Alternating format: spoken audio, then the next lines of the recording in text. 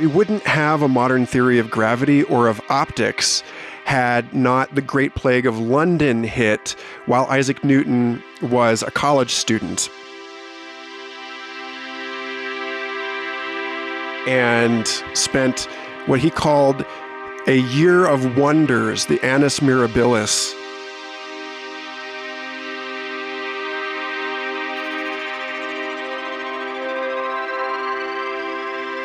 It was his time home from college that led to modern physics as we understand it.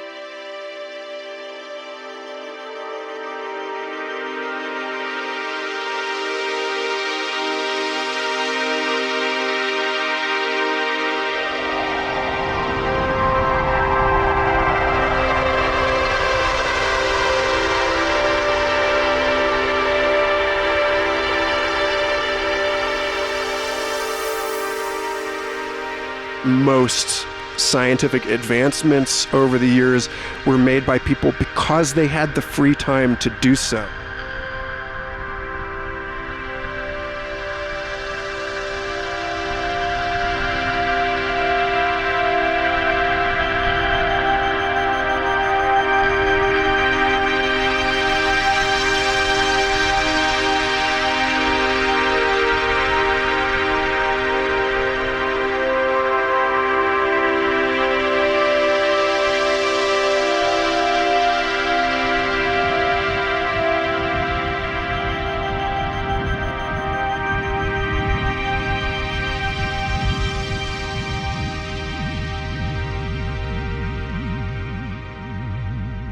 Is necessity the mother of invention, or is opportunity the mother of invention?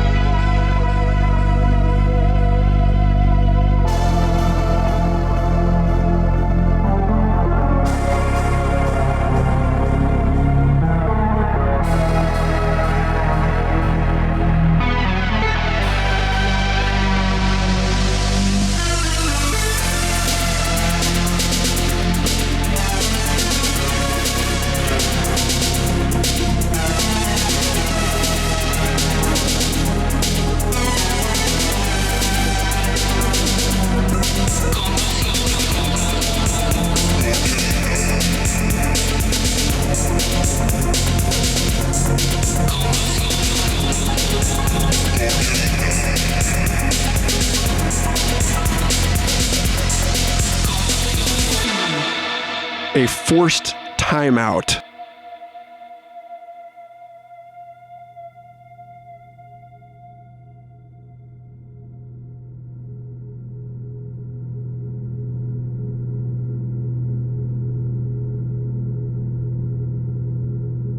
Let's keep our world safe.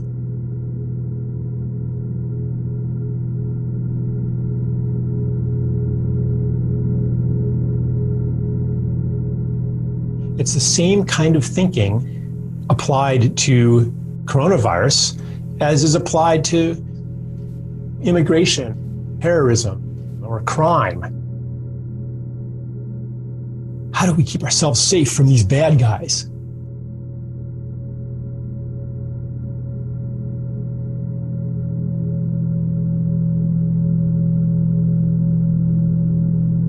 We need to take a pause.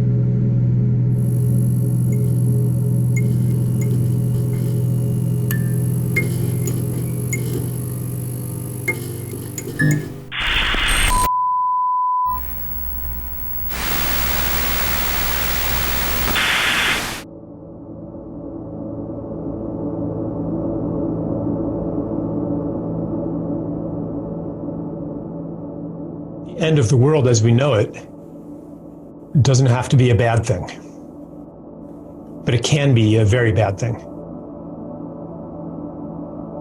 So the media creates an hysteria that is far out of proportion to the actual number of deaths or even the actual risk. Surfaces that may have viruses on them, and the best thing you can do. The latest tools to assess risks, maintain operations, and protect employees. Crucial for understanding the virus and developing its vaccines. Infecting animals, most likely, I think, bats. How do I know that this epidemic, pandemic, whatever you call it, isn't as bad as we're being told? Do I actually know that? Maybe it's going to be worse than we're being told. How do I know that what I believe is true? The structure of coronavirus has multiple parts. Inside the virus lies the genetic encoding that allows the virus to hijack human cells and turn them into virus factories. A protein encapsulates the genetic material known as the viral envelope. On the surface of the viron are S and HE proteins. The structure of 2019 novel coronavirus is a mutation.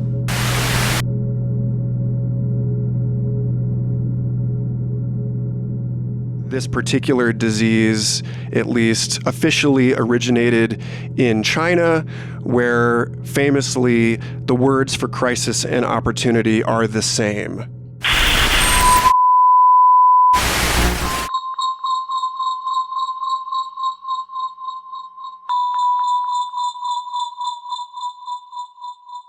I remember in high school asking my biology teacher why a virus isn't considered alive. If there's any sense in which we can talk about progress over the last 1,000 years, it might be a movement of the recognition of life and mindedness into that which we considered inanimate.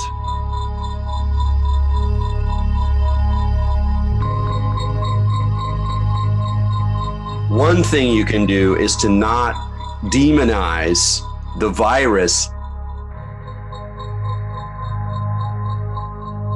It's a hyperobject, and it's impossible for us to see. It's not a tangible thing, especially when it hasn't really landed in our own communities.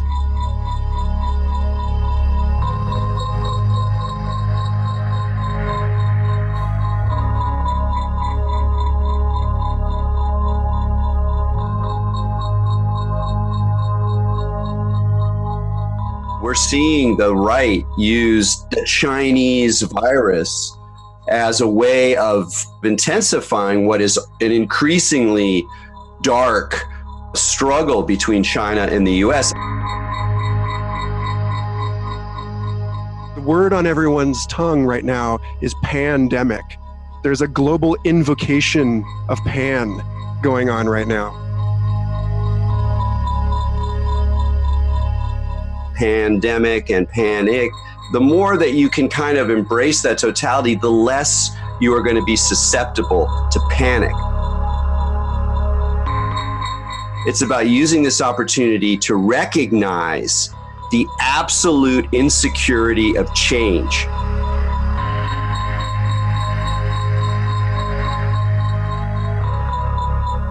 Am I willing to step into the unknown? Am I willing to step into the death of what was familiar and therefore who I was in that familiarity?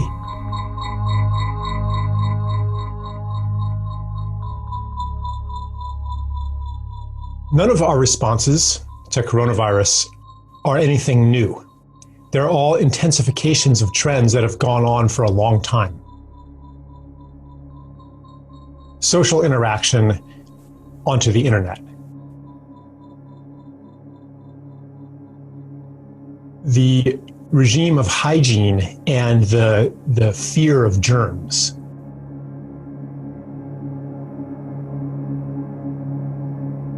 The movement of life indoors. The censorship of information. The destruction of small businesses. Or the restriction of political freedoms.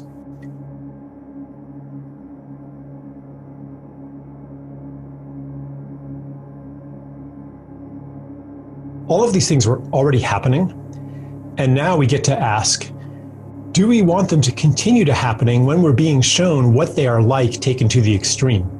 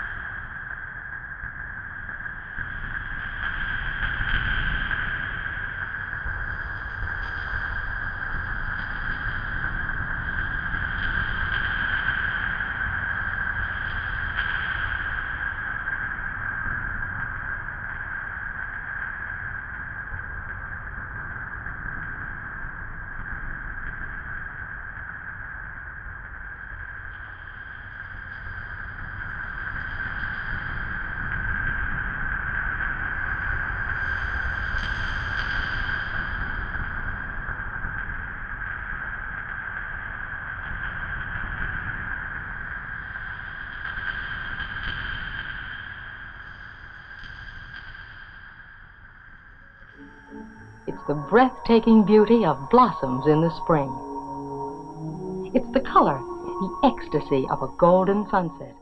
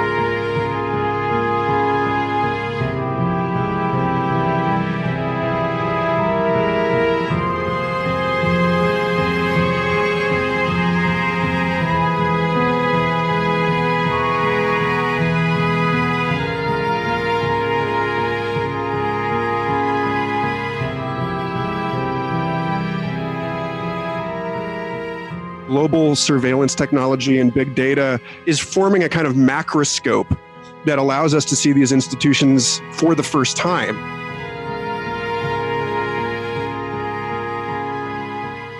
A way of seducing us into a technocracy where we lose power.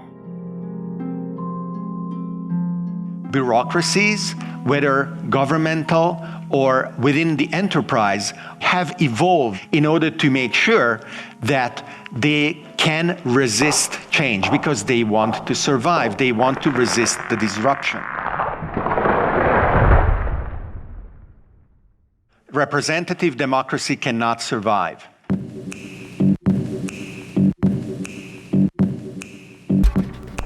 A lot of people just don't really believe what they're being told by scientific and political authority. Underneath, I think there's a lot of skepticism, especially among working class people. Why would you believe what you're being told when you feel like you've been betrayed by the very authorities that you're supposed to listen to?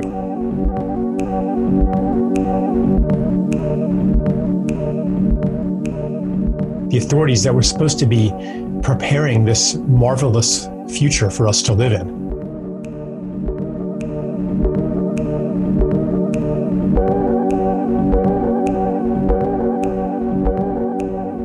And it's just gotten worse. Not only has health gotten worse, but people's economic situation has gotten worse. Every generation was better off than their parents until this generation.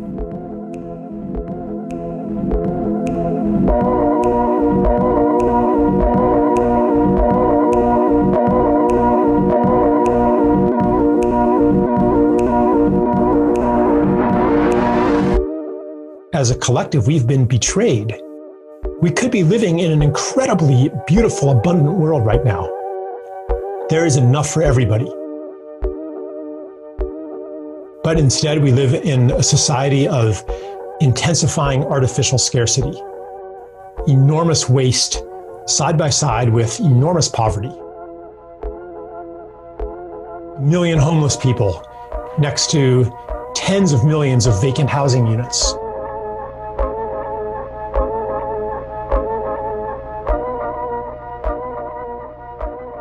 We can look at our capitalist institutions as a form of artificial intelligence that, like virus, is at the edge of life.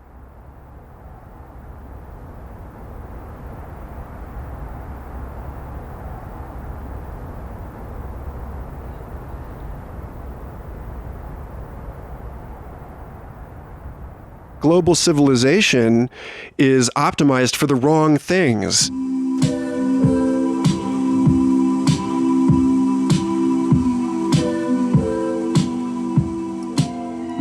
An overreaction.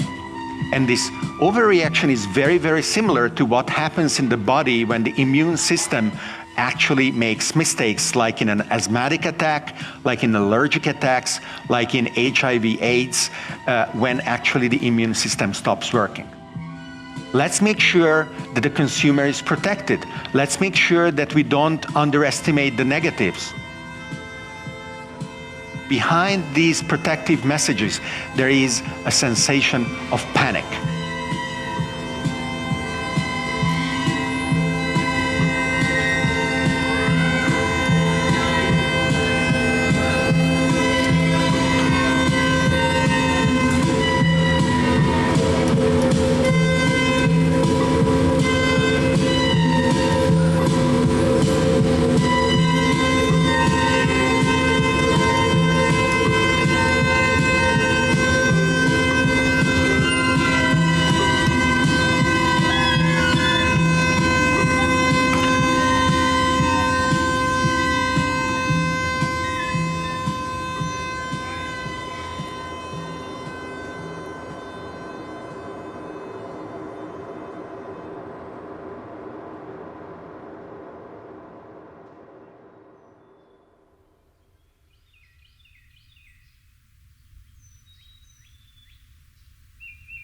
We don't embrace and accept death.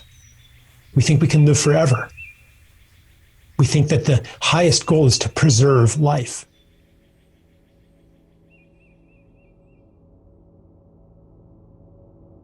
What is, in fact, a good life? And why are we trying to preserve life at all costs rather than celebrate life and live life fully? Am I here just to survive and reproduce and maximize my self-interest and go to the grave anyway? Or am I here to make something beautiful of my life so that instead of leaving no trace, I leave a positive trace on the world?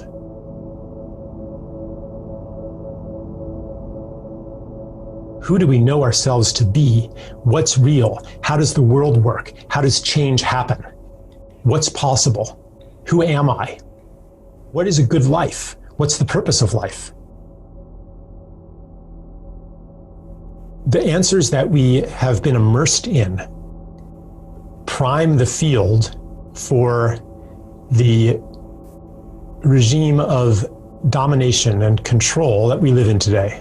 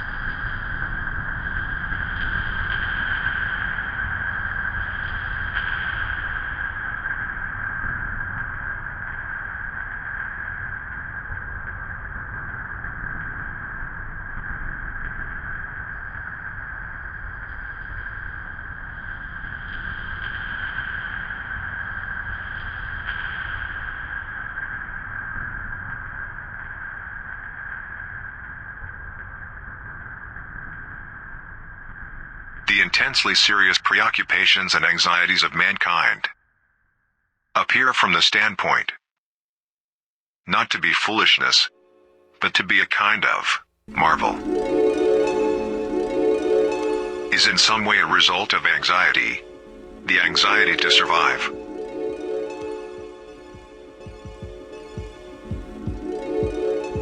We have been shown to depend upon this intricate machinery of civilization.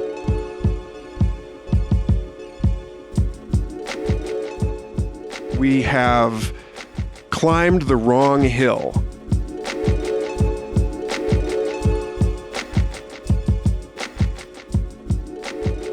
We're moving from solid institutions to liquid.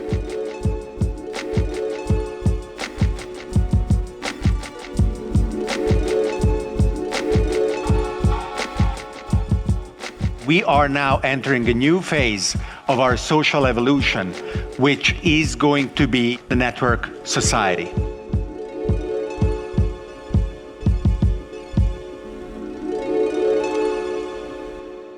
New network-based organizations are taking the place of what was coming before. Reality is not what we had thought it to be, and therefore we ourselves are not who we thought ourselves to be. Do we want to keep going in the direction we've been going? From the totalitarian nightmare of constant surveillance to the nightmare of separation from each other, it's a choice point, making our old trajectory visible, conscious, and therefore we could still choose to go that way, but maybe there's an awareness now that we do have a choice.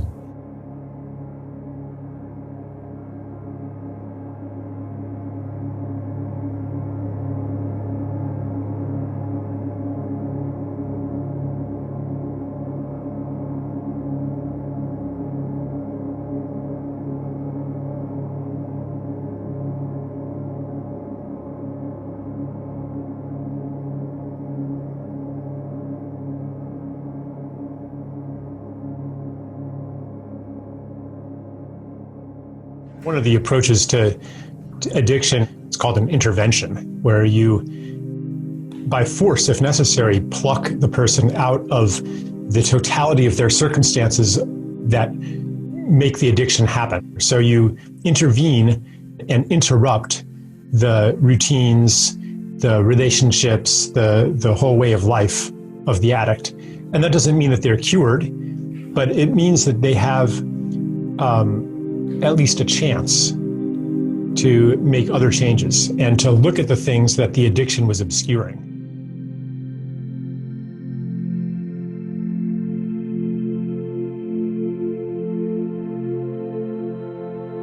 On a grand scale, I think that we have a society that is itself addicted to control.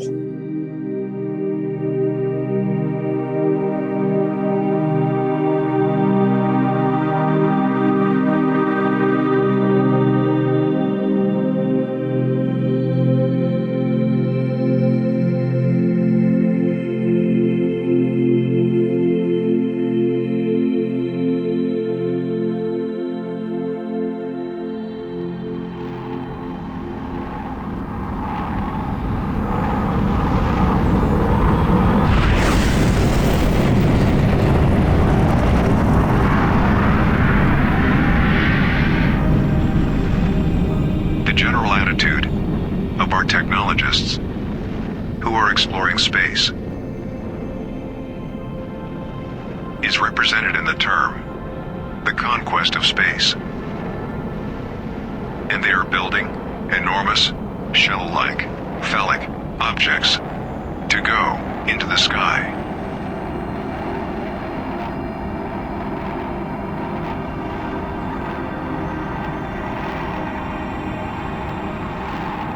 Who is going to get anywhere in a rocket?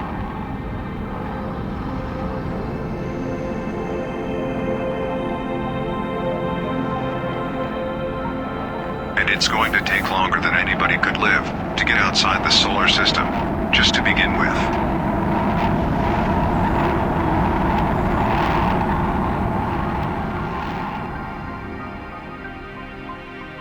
There is a Chinese proverb that if the wrong man uses the right means work in the wrong way.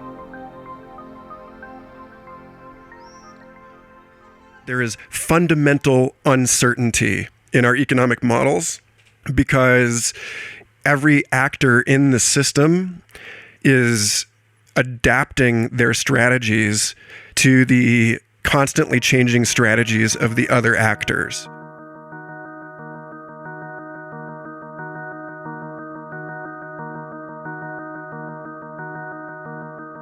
The main thing that we're all taught in childhood is that you must do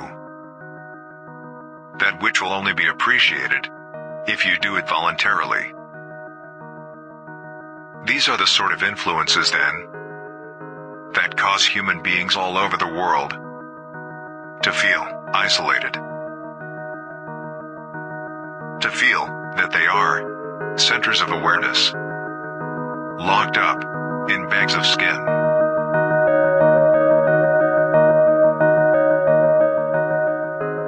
Are we willing to practice social distancing forever if it reduces the death rate?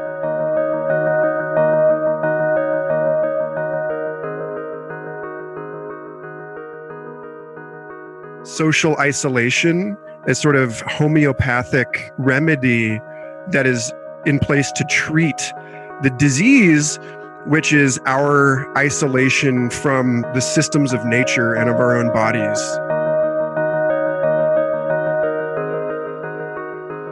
This sensation of being a separate, lonely individual is an hallucination.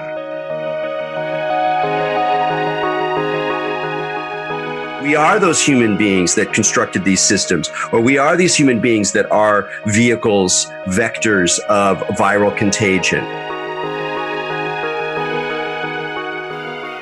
Is it worth totally changing the way that we live in order to postpone death a little bit?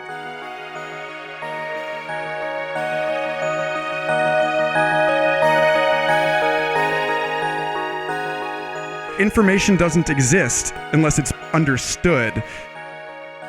Information and consciousness are actually two perspectives on the same thing.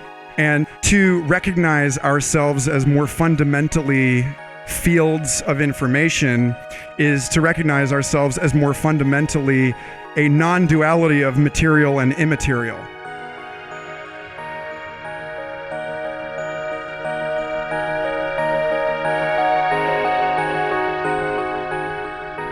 The perfect man employs his mind as a mirror. It grasps nothing. It refuses nothing. It receives, but does not keep.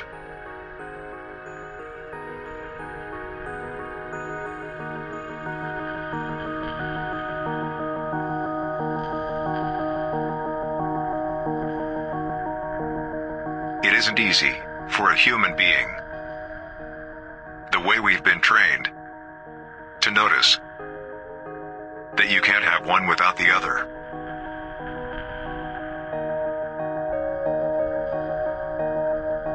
All insides have outsides. Because you don't know that the inside is inside unless there's an outside. You don't know that the outside is outside unless there is an inside.